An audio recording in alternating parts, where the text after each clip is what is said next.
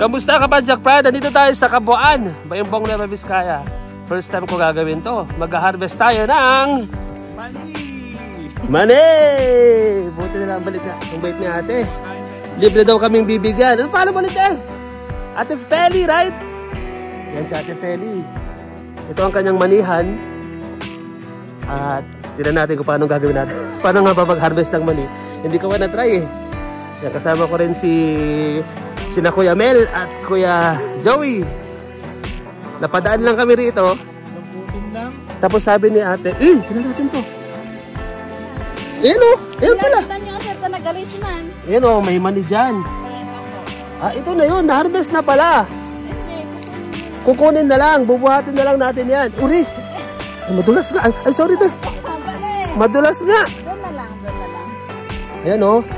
Actually, na-harvest na siya. Bubuhatin na lang. Pupulutin na lang. Hindi na tayo mag-harvest. Mamumulot na lang tayo ng mani. Wow!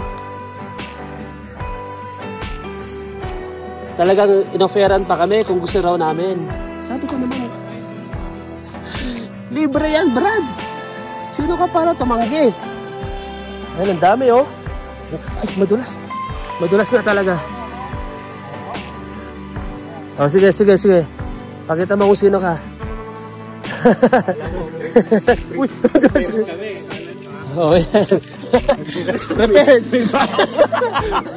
Prepared. Hindi prepared. Oh, shout out SM Supermarket. Ano? Sponsor ng kawayan. Sponsor ng na plastic. Ang dami. Ang dami. Ate Feli, thank you ah. Okay na, Thank you, ate. Ang dami. Paano to? Pupulutin mo to isa-isa, ganyan. Hindi sir, ganito. Isang hawakan yung ganito. Oh, dali. Ay. Hawakan ng ganyan. Apo, and then tingnan nyo yung mga matitigas.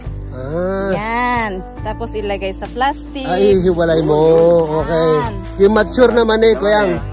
Yung mature lang ang pipitusin mo. Yung maliit pa, wag mo nang pitusin. Ay, ganun.